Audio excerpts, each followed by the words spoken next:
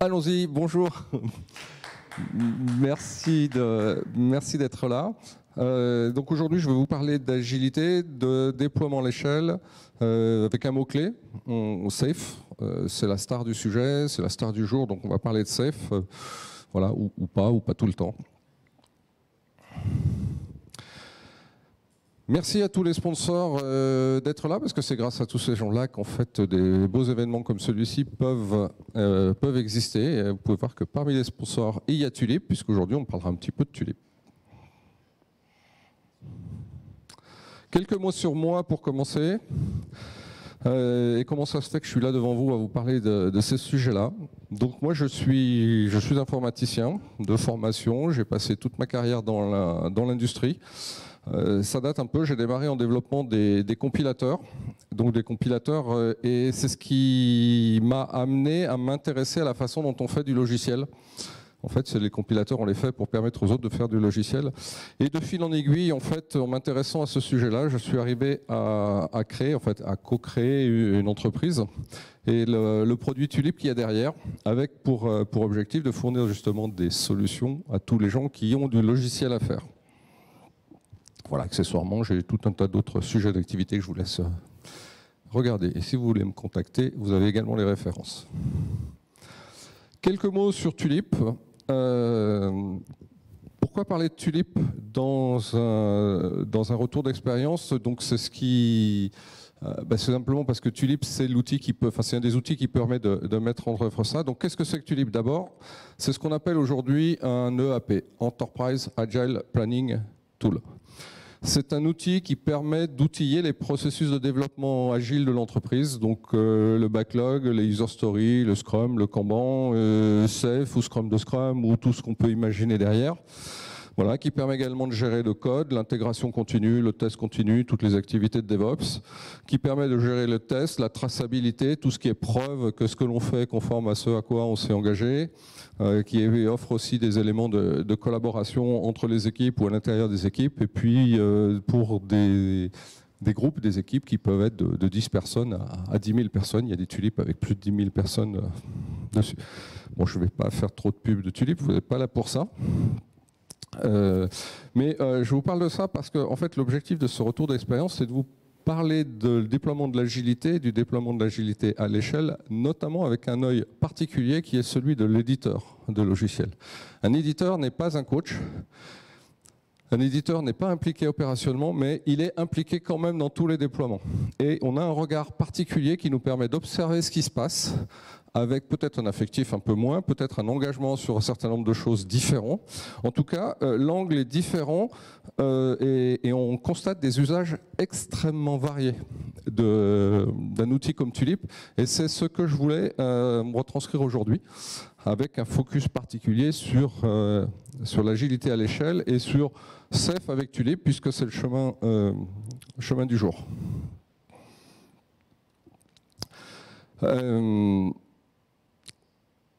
Safe, vous savez ce que c'est.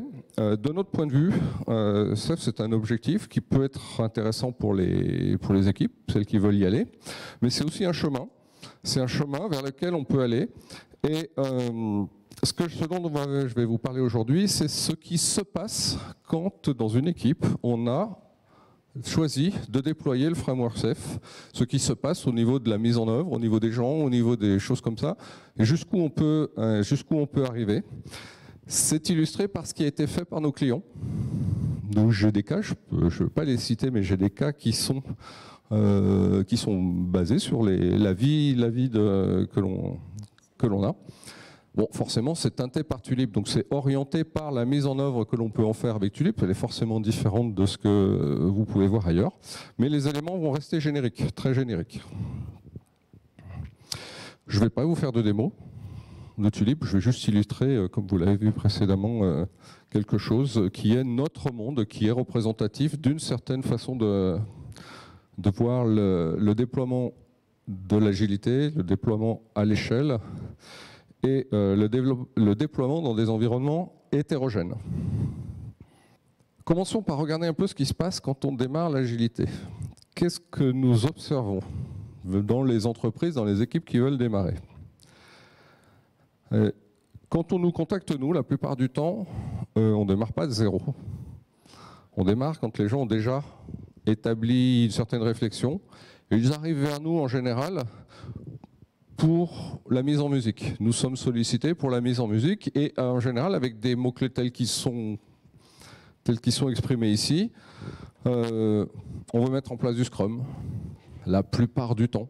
On veut mettre en place du Kanban, un peu moins, ou XP, c'est très rare dans les faits, mais globalement, ils arrivent vers nous avec quelque chose comme ça.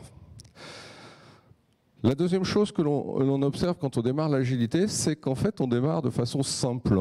Et c'est plutôt bien, mon point de vue. On démarre pas forcément par des sprints. On démarre peut-être par des releases. Voilà, on n'a pas forcément un niveau sprint et release, ou l'un ou l'autre, ou quelquefois on n'a que des sprints, on n'a pas des releases. On démarre par des choses simples au niveau de la demande, par des user stories uniquement.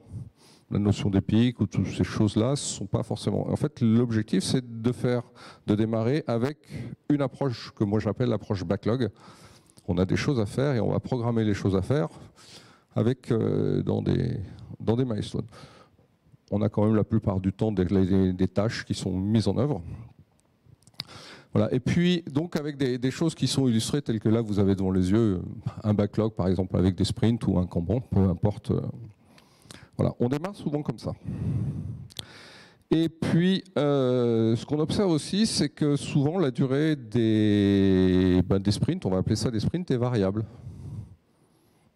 Pourtant, le Scrum nous dit c'est fixe. Mais la réalité, c'est souvent que c'est difficile de descoper quelque chose quand on n'y arrive pas. Parce que notre culture nous amène à... on a un contrat, une sorte de contrat de release, implicite ou explicite, mais on a un contrat, on a une culture du cahier des charges, du livrable, de toutes ces choses-là. Donc voilà, on observe des choses qui sont la réalité de la mise en route. La réalité de la mise en route, et puis et ça se passe plutôt bien en général quand on démarre comme ça. La transition vers l'approche backlog, elle se passe en général bien. Il y a des choses qui sont intéressantes, étonnantes même quelquefois, c'est que on n'a pas si souvent que ça des stand-up. Alors ça fait partie des pivots des approches telles que Scrum. Et en observant pourquoi, c'est parce qu'en fait, on se rend compte que c'est difficile à cadrer un stand-up. C'est difficile de faire court, c'est difficile de parler de l'important, c'est pas forcément simple de demander de l'aide. Enfin bref, tout ce qu'on est censé traiter dans un stand-up, c'est pas si simple que ça. C'est pas simple non plus de ne pas débattre.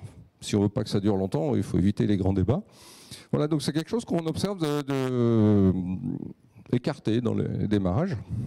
Puis la deuxième chose qu'on observe d'écarter aussi, c'est la rétro. Pour les mêmes raisons. Voilà, c'est difficile de mettre en place ces choses, c'est difficile de se parler. Et un élément particulier sur la rétro, c'est que c'est difficile de traiter le processus, c'est-à-dire le comment, et de ne pas traiter le produit, c'est-à-dire le quoi. Ça demande un vrai apprentissage et ça génère souvent, c'est le fait de traiter le quoi qui génère le débat, qui génère le fait que c'est long, qui génère le fait qu'on se dit finalement ça sert à rien, on fait jamais rien. Juste pour savoir, vraiment très rapide, sur ces projets où il n'y a pas de daily et pas de rétro, est-ce qu'il y a des Scrum Masters? Bon, j'ai déjà un peu, je pense la réponse, mais... Oui, il y a des Scrum Masters. Ils ne sont pas forcément de ce qu'on constate. La plupart du temps, oui, la plupart du temps, il y a des Scrum Masters. Ils en prennent l'étiquette. Et c'est un des points pour lesquels on observe une assez bonne compréhension du fait que le Scrum Master est un animateur d'équipe, un protecteur d'équipe et pas un chef de projet. Moi, je constate que c'est plutôt bien. C'est plutôt bien fait. Voilà, merci pour la question. Enfin, bref, là, on était un peu hors sujet, en fait, puisqu'on avait prévu de parler de mise à l'échelle. Donc, bref, on a démarré avec de l'agilité au niveau d'une équipe, et puis cette agilité-là, elle se met en route petit à petit. Tous les éléments qu'on n'a pas mis en place, quand on a une approche d'amélioration continue, comme c'est proposé, elles arrivent assez naturellement, et elles arrivent assez naturellement pour peu que l'équipe ait choisi de bien observer les problèmes qu'elle a et pas ce qui est marqué dans le livre. Ça, c'est un élément important dont je vous parlerai plusieurs fois, parce que ça, pour moi, c'est un élément clé de tout ce qui se passe, de tout ce qui réussit et de ce qui ne réussit pas. Observer les problèmes, voir les problèmes, traiter les problèmes, et pas traiter les choses à faire. Passons à l'échelle maintenant. Je veux passer à l'échelle. Et donc ça, c'est intéressant, mais ça, c'est des questions qu'on a souvent. J'ai besoin de passer à l'échelle. Et souvent, la question qu'on pose, c'est qu'est-ce que c'est que passer à l'échelle pour vous? Qu'est-ce que ça veut dire passer à l'échelle? Ben, ça veut dire faire safe, ça veut dire Scrum de Scrum, ça veut dire Less, ça veut dire Spotify, ça veut dire tout ça, tout ce que vous pouvez voir, etc. Ça veut dire, ben, je sais pas trop, mais on fait Scrum, mais Scrum c'est pour les petits, nous on est 50, il faut qu'on passe à l'échelle. Ah, bon. Donc en fait, ce qu'on nous demande quand on pose cette question-là, c'est une méthode. Donc comment faire la cuisine pour plus de monde, des choses comme ça. Donc on essaye autrement. Et ce que je disais tout à l'heure, quels sont les problèmes que vous avez besoin de résoudre? Besoin de résoudre, pas envie de résoudre, besoin de résoudre. Voilà, et puis dites-moi aussi en passant ce qui se passe si on ne les résout pas, si on ne fait rien en fait. Donc on va identifier ce que vous avez besoin de résoudre, là, ce qui vous fait mal, et puis on va travailler aussi sur ce qui va se passer si jamais on ne le fait pas. Donc pour essayer de trouver un peu l'impact de tout ça. Et sur la question du passage à l'échelle, les réponses qu'on a quand on va chercher les problèmes comme ça, c'est difficile d'aller les chercher. Ce n'est pas l'objet d'ici de discuter sur ces sujets-là. Si vous avez des questions, j'y répondrai avec plaisir. C'est difficile d'aller chercher les sujets et c'est difficile de faire prendre conscience aux gens qu'on va résoudre des problèmes et pas une liste de courses, comme je disais tout à l'heure. Bref, qu'est-ce qu'on cherche à avoir? En synthèse, on veut passer à l'échelle parce qu'on veut améliorer la cohérence entre les équipes. La cohérence dans tous ses sens. Améliorer les livrables, améliorer les features, améliorer les choses. Il faut que les choses soient éléments, on travaille les uns à côté des autres. On veut être davantage cohérent sur ce que l'on va faire. On veut être davantage cohérent sur nos calendriers, sur nos séquences, etc. Donc globalement, on cherche à améliorer la cohérence entre les équipes parce que si on n'est pas cohérent, ça ne marche pas, on prend du retard, on fait moins bien, etc., etc. Le deuxième sujet, c'est d'améliorer la communication. Parce qu'on ne se comprend pas. Et ça, c'est particulièrement vrai dans les entreprises qui ne sont pas des puristes du logiciel.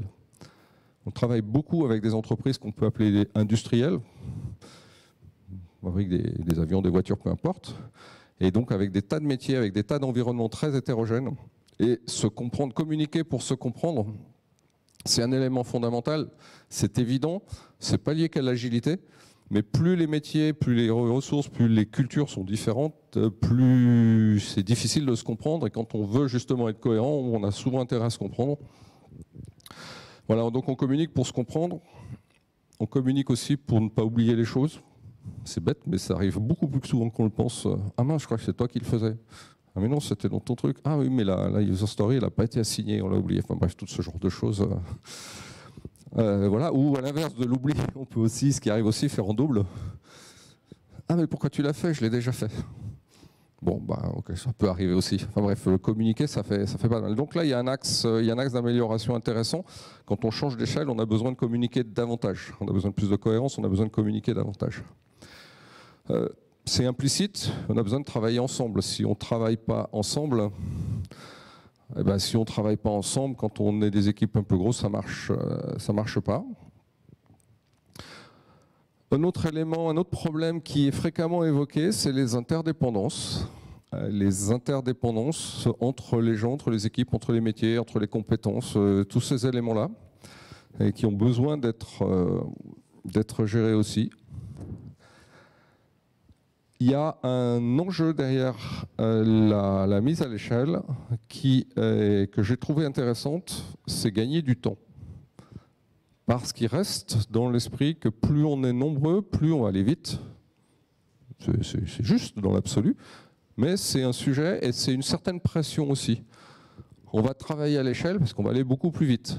Et ça, c'est souvent un piège parce que c'est pas si évident que ça de vouloir gagner du temps. On sait tous que quand on met plus de monde, on génère plus de bruit et le rapport entre l'efficience individuelle et le nombre de personnes a tendance à diminuer. Donc il y a des questions intéressantes, mais gagner du temps, c'est aussi un enjeu de mise à l'échelle. Après, il y a d'autres sujets qui sont moins prégnants, mais qui sont beaucoup plus présents que je pensais. Un sujet comme on en a marre de nos vieux processus obsolètes et lourds, etc. Oups. Mais mine de rien, c'est très souvent mentionné. Donc voilà, et là il y a un certain nombre de choses. Et puis il y a un dernier élément qui est plus positif pour le coup, c'est on voudrait améliorer ce qu'on a déjà amélioré avec notre premier démarrage. Ça commence à être sympa, là ça commence à me plaire. On va améliorer encore ce qu'on a déjà amélioré. On va essayer de lui donner plus d'envergure. Voilà, et c'est un enfin, tous ces éléments-là sont des exemples qu'on a pu croiser, qui ont été synthétisés, raccourcis, évidemment, pour pouvoir en parler. Mais l'un des points importants, le premier point important, le premier message que je veux faire passer, c'est que passer l'agilité à l'échelle, ce n'est pas que faire plus grand. C'est un certain nombre d'autres choses. C'est faire plus vite ensemble, c'est faire mieux ensemble, c'est faire beaucoup. Je dis beaucoup, ça peut être beaucoup de petites choses indépendantes, etc. etc. Et il y a une chose qui est relativement frappante quand on observe, c'est que le nombre de gros projets est très faible. Dans une entreprise quelle qu'elle soit, même si prenons l'exemple d'une DSI d'un très grand groupe qui pourrait être composé d'un millier de personnes, donc ça commence à faire une grosse belle DSI. Mais en fait, quand on observe, il y a quelques gros projets.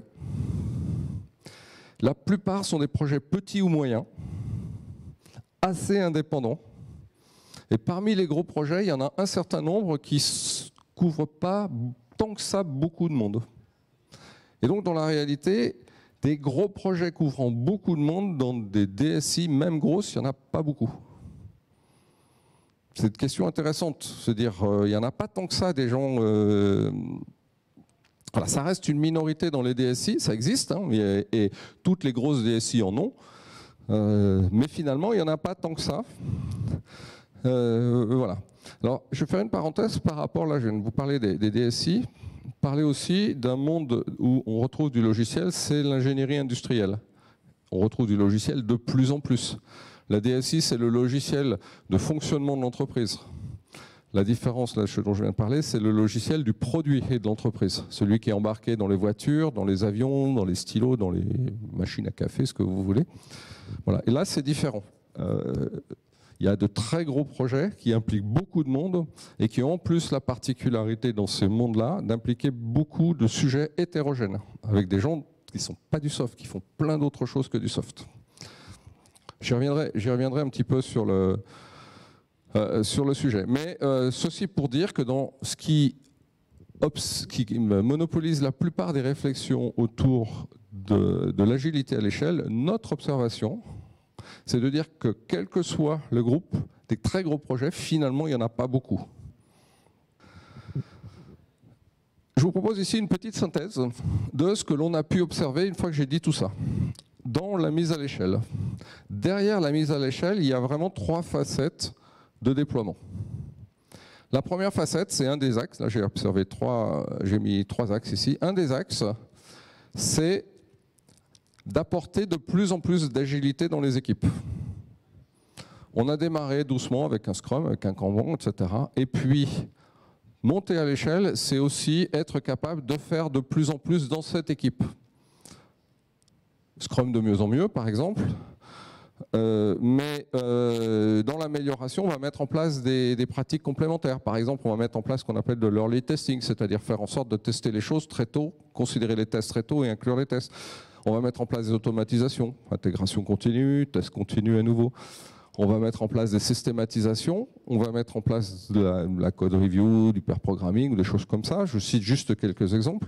On va peut-être, que j'appelle co-élaborer davantage, c'est-à-dire se retrouver à définir tout ce qui est user story à plus de monde, ou plus de monde qui sont concernés, inclure les marketeurs, les tiers, les clients, etc., tout un tas de choses sur davantage de pratiques agiles que vous pourrez trouver dans toute la littérature, le coaching sur l'agilité. Il y a plein de pratiques, de bonnes pratiques. Et donc il y a un axe ici sur l'amélioration du fonctionnement. Voilà. Et quand on veut améliorer l'agilité, c'est un élément fondamental d'apporter davantage d'agilité sur les équipes qui sont déjà agiles. Pourquoi c'est un élément important? Parce que de mon point de vue, d'abord là, si je sors de l'observation et je parle de conviction, de mon point de vue, on ne peut pas passer à l'échelle si on n'a pas fait un certain nombre de choses, dont les automatisations. Automatiser, mettre 1000 personnes travaillant sur du code, c'est possible à condition que tout le monde ait le même processus d'intégration continue, par exemple. C'est impossible si ce n'est pas le cas. Donc on a une nécessité d'améliorer aussi ces processus-là. C'est un point de passage qui pour moi est nécessaire, d'apporter de plus en plus d'agilité dans les équipes qui le sont déjà. Et bien entendu, chaque équipe a ses propres enjeux, ses propres améliorations, des choses comme ça. J'oubliais de dire aussi, derrière ça, il y a aussi le fait d'avoir des backlogs de plus en plus gros. Gérer un backlog de 20, 30, 50 user stories, c'est une chose. Gérer un backlog de 200, 300 user stories, c'est autre chose. Et là, il faut mettre en place des approches différentes, comme les approches de gestion de la maturité des user stories pour avant qu'elles puissent être considérées. Enfin bref, il faut améliorer ce genre de choses aussi. Et les gens qui pratiquent l'agilité, quand on fait de plus en plus, et surtout quand on commence à intégrer des gens qui sont extérieurs à l'équipe, beaucoup, tout à coup, notre backlog devient une grosse... une grosse mer dans laquelle il y a plein de bouteilles qui ont été jetées et c'est pas simple à gérer, donc il faut aussi améliorer ça. Voilà, les backlogs peuvent devenir hétérogènes avec des demandes devenant des métiers complètement divers, hardware, software, mécanique, etc. et j'en passe. Bref, l'objectif ici, c'est que les équipes actuellement agiles deviennent de plus en plus agiles. C'est un axe pour moi de déploiement de cette agilité à l'échelle. Le deuxième axe dans une entreprise, c'est d'avoir de plus en plus d'équipes agiles. On a démarré avec une, avec deux, avec des pilotes, c'est bien, etc. Donc de plus en plus, l'idée c'est de reproduire les success stories des gens qui l'ont fait, de reproduire idéalement à tout le monde. Et voilà, quelquefois c'est même un idéal. Il y a des entreprises qui ont la vision, voire qui se construisent en disant tout doit devenir agile dans l'entreprise. C'est un peu notre cas, on a en tout cas cette ambition-là, que tout fonctionne de façon agile. Mais néanmoins, dans des entreprises qui déploient l'agilité, c'est un enjeu. Comment faire pour que tout le monde devienne agile c'est un enjeu d'accompagnement, c'est un enjeu de culture, d'acculturation, de formation, etc., etc. Et ça ajoute quelque chose d'autre, c'est que quand on a des équipes différentes, il y a très souvent des pratiques différentes, des processus différents. Et le fait d'uniformiser le processus sur celui qui a démarré, qui a donné le succès, en général, ça amène à un échec. Multiplier les équipes agiles, ça veut dire, de ce que l'on observe comme étant une clé du succès, accepter des processus agiles différents dans les différentes équipes. Et accepter que certains repartent là où les tout premiers ont parti, c'est-à-dire un backlog, une release, point, et on ne sait en faire rien d'autre, par exemple. Voilà. Et donc c'est une nécessité. C'est une nécessité, le fait d'accepter des processus différents. Des gens qui font du développement dans une équipe pour qui Scrum est très adapté, peut être complètement inopérant pour des gens qui ont des demandes, qui font de la TMA et qui ont des demandes qui tombent sur événements, et pour eux c'est Kanban qui sera le plus adapté. Par exemple, c'est accepter ce genre de différence-là. Voilà. Et donc la réplication des success stories des précédents, c'est pas uniquement de la photocopie. Voire, c'est surtout pas de la photocopie. Avoir de plus en plus d'équipes agiles, c'est quasiment refaire à chaque fois le processus de qu'est-ce qu'on veut faire avec ces équipes, comment ça marche, etc. Tout en bénéficiant de ce qui a marché avant et en essayant probablement d'autres choses. Puis à nouveau, on peut impliquer des gens. Je le disais tout à l'heure, quelquefois, il y a des entreprises qui ont l'objectif de rendre la totalité de de leur processus, enfin de leur entreprise avec des processus agiles en marketing, en achat, en client, fournisseur, etc. etc. C'est un peu annexe, mais je vais en parler aussi. Quand on est dans le déploiement de l'agilité, il y a un certain nombre d'entreprises qui ont des contraintes d'amélioration de leur développement, mais qui ont des contraintes liées à leur métier, des contraintes normatives. Les métiers de la santé, par exemple, ont énormément de contraintes liées aux normes ISO 26 je ne sais plus quoi, etc. Et où globalement, ils n'ont pas le choix. S'ils ne sont pas conformes, s'ils ne prouvent pas qu'ils sont conformes, ils n'ont pas le droit de mettre le produit sur le marché. Dans les métiers de l'aérospace ou de l'automotive, etc., ils sont obligés d'avoir ces structures-là. Et en fait, avec ces environnements-là, qui ont ces contraintes, déployer l'agilité, c'est aussi déployer l'agilité tout en garantissant ces conformités. Ce n'est pas forcément simple, parce que toutes ces normes n'ont pas toutes pris en compte des processus itératifs de recherche de valeur, d'erreurs, d'amélioration, etc., etc. Et donc, il faut jongler avec ça.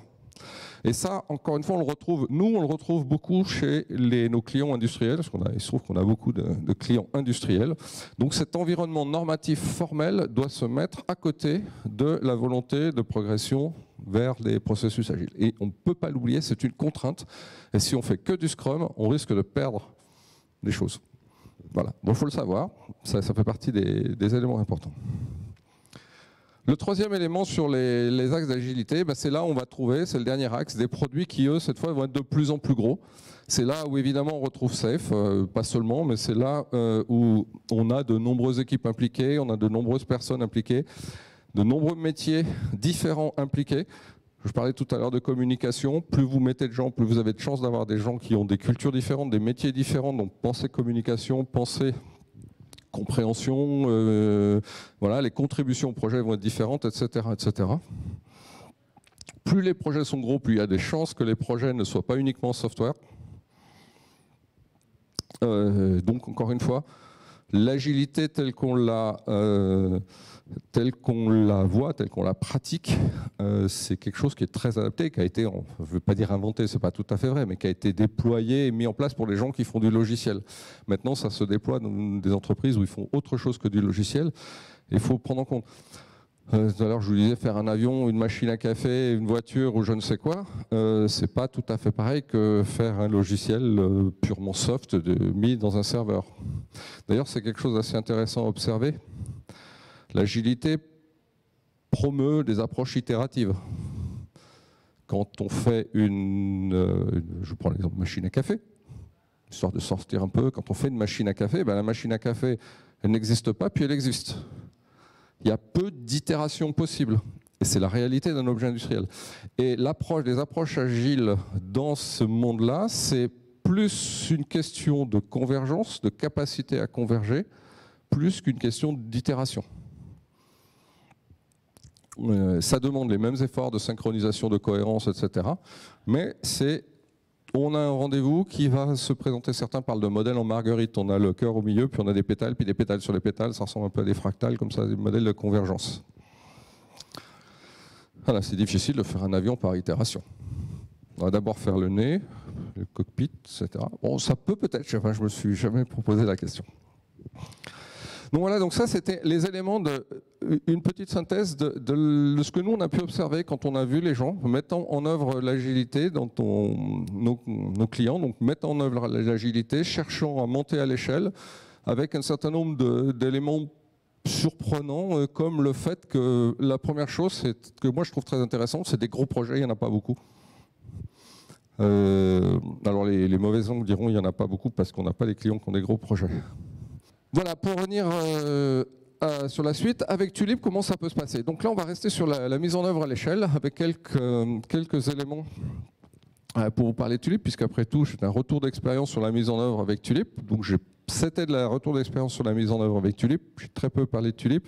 Je vais montrer ce que ça peut donner avec Tulip, juste avec quelques slides. Donc déjà, il n'y a jamais deux déploiements identiques avec Tulip, j'imagine avec tout le monde. Il n'y a jamais deux processus identiques, il n'y a jamais deux parcours identiques. Tout le temps, c'est tout le temps différent. Les mises en œuvre sont différentes, les vitesses sont différentes, les maturités sont différentes et chacun doit être capable d'avancer à son rythme. sur les éléments. Donc ça, c'est un élément important dans la mise en œuvre. Ici, c'est une illustration avec Ceph. Donc, si vous êtes familier avec Ceph, vous reconnaissez un train. Voilà, avec... vous reconnaissez le fait qu'il y a en gris des programmes incréments, puis des itérations à l'intérieur. Vous voyez en jaune qu'il y a des features, etc. Le modèle qui est présenté ici, c'est un modèle où vous avez un programme, la voiture autonome, et puis qui agrège 4 équipes que vous trouvez juste dessous. Voilà, donc voici le genre de choses que l'on peut avoir. Et ici illustré dans un train, ça peut être fait autrement. Volontairement, là, je n'ai pas montré une approche portfolio, parce que pour que ça rentre dans l'écran, en fait. Donc voilà. Donc la globalisation, enfin la visualisation globale d'un train. Dessous, un Kanban correspondant à ce que je crois que ça aurait dû être marqué. Oui, voilà, bien sûr que c'est marqué. Ce que Ceph appelle le programme backlog. Donc ici, on est au niveau de la feature, et puis on fait évoluer la feature, et puis la feature est décomposée. Elle est décomposée à la fois dans le temps avec des itérations, enfin elle est décomposée, elle est organisée dans le temps, et elle est décomposée en un certain nombre de user stories associées à chacune des équipes en bleu. On ne voit pas très bien ici s'il fallait tout montrer. Si vous voulez en voir plus, je serai à votre disposition tout à l'heure. Voilà, et puis quand on regarde ça, à l'échelle de la à l'échelle de la team, donc là on est rentré dans une team, on va voir ici à gauche une synthèse de ce qu'il y a sur la team, où on retrouve un certain nombre d'éléments associés aux itérations, on retrouve un certain nombre de métriques.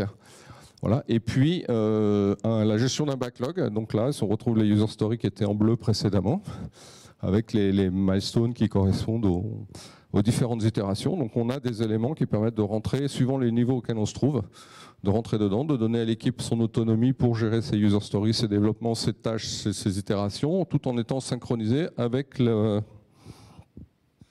modèle d'itération. Donc voici des éléments de mise en œuvre possible de Ceph, puisque c'est l'objet du moment où les choses se passent. En général, on voit la mise en œuvre progressive avec des équipes, des programmes et le train, etc. Puis tout le reste se greffe petit à petit. Voilà pour conclure cette petit retour d'expérience sur la mise en œuvre de l'agilité, et en particulier à l'échelle. Les éléments, si vous voulez garder des choses, ceci peut être ce que vous pouvez retenir si vous le voulez. La première chose, c'est la progression sur 3 axes. Pensez à ces 3 éléments. Davantage d'agilité, davantage d'équipes agiles, des projets agiles de plus en plus gros. C'est vraiment des choses assez indépendantes. Et la mise à l'échelle concerne toujours ces 3 éléments-là. Et surtout, on a du mal à avancer à l'échelle telle qu'on l'entend, c'est-à-dire des projets de plus en plus gros, si on n'avance pas sur les autres. Ou plutôt, il y a des forts risques d'échec. Ça, c'est le point important. La deuxième chose, c'est que l'échelle se gravit doucement. Elle se gravit progressivement, elle se gravit par itération. Bon, heureusement, ça ne viendra à personne d'avoir l'idée de mettre en place des processus agiles avec une démarche qui serait Big Bang. Mais c'est quand même des choses sur lesquelles il faut faire attention. Voilà, je citais quelqu'un qui un jour m'a dit pour mettre en place Ceph Essential, donc le premier niveau, il nous a fallu 2 ans. Voilà. C'est un gros industriel. C'est-à-dire, c'est pas anodin en fait. Quand il y a du monde, c'est de la culturation, c'est un certain nombre de choses. Tout à l'heure, je vous parlais du problème, donc identifier, traiter, observer, améliorer, etc. Tout ce processus d'amélioration continue est important, et comme je le mets en haut, pensez à vos problèmes à résoudre et pas à vos processus. Si vous cherchez, ça c'est ce qu'on a pu constater, ceux qui cherchent à mettre en œuvre un processus, qu'il soit Scrum, Kanban, XP, Ceph, enfin, vous pouvez prendre toute la liste, en ayant comme objectif de mettre en œuvre le processus, ont des risques d'échec. Ceux qui prennent le problème, enfin, le cas de le dire, en disant quels sont les problèmes qui nous empêchent d'avancer et qui résolvent, ils font exactement la même chose en traitant le problème et en améliorant les problèmes progressivement, en fait, ont beaucoup plus de chances à la fois d'avancer et ils ont aussi le gros avantage d'être compris. On sait pourquoi on le fait et quand ça marche, on sait ce qu'on a gagné. Et donc l'appropriation, elle est implicite. Pensez que toutes les entreprises ont leur spécificité. Évidemment, moi je vous ai parlé avec un biais qui est le monde de l'industrie, avec des multimétiers, des multicompétences, des multi-choses, donc c'est encore plus valable, mais dans une DSI ou dans une entreprise qui fait du logiciel, il y a toujours des spécificités, des expertises, enfin peu importe, et ces spécificités-là peuvent être des grains de sable dans la mise en œuvre d'un truc standard. Et le dernier point, je mets outillez-vous. Bon, je vends des outils, c'est pas ce que je veux dire, pas forcément avec Tulip, enfin pas avec les autres. Ce que je veux dire par outillez-vous, c'est outiller avec des soft skills, outiller avec des pratiques, outiller avec votre façon de faire des ateliers, mettez en place tous ces ateliers, tout ce qu'il y a énormément de littérature sur les sujets. Outillez-vous, ça vous aide avec des outils qui sont des outils matériels, des outils humains, des outils de collaboration, etc. C'est super important quand on arrive à s'outiller. Déjà, on crée du lien entre les gens. Quand on a des bons outils comme ça, et en fait, c'est des outils qui permettent de vachement bien avancer. Et voilà, j'ai terminé. Donc, merci beaucoup. Si vous avez des questions, eh bien, je vous passe la main. Bonjour, merci. Moi, j'ai une question. Ça représente Tulip, ça représente combien de trains aujourd'hui? Enfin, combien de trains utilisent l'application et auprès de combien d'organisations en moyenne? Des organisations, une centaine. De trains, je ne peux pas répondre exactement parce que par définition, d'abord, on ne sait pas. Il ne faut pas oublier que nous, on est éditeurs et on travaille avec des coachs. Et en fait, c'est le coach qui sait. Nous, on le sait que quand il y a des problèmes, je vais caricaturer un peu. Voilà. Alors, c'est pas 100% vrai parce que quelquefois on le sait. Mais dans le détail, je peux pas dire. Moi, je me posais la question. Vous avez parlé du fait que c'était intégré de bout en bout, notamment avec le déploiement continu, ce genre de choses. Et je pense pas qu'on a trop abordé ça. Et du coup, pourquoi, comment ça fonctionne en fin de compte? Comment ça fonctionne? À quel moment Tulip rentre dans ce niveau de détail? Je comprends pas la question. Ok. C'est-à-dire, oui, c'est un outil intégré. Ouais, voilà, c'est un outil intégré. Moi, j'entends qu'il y a des outils déjà qui font du DevOps. J'entends qu'il y a des outils, voilà. Et Tulip, par rapport à ces outils-là, qu'est-ce qu'il fait en plus ou comment il les intègre? Je comprends pas trop à quel niveau il intervient.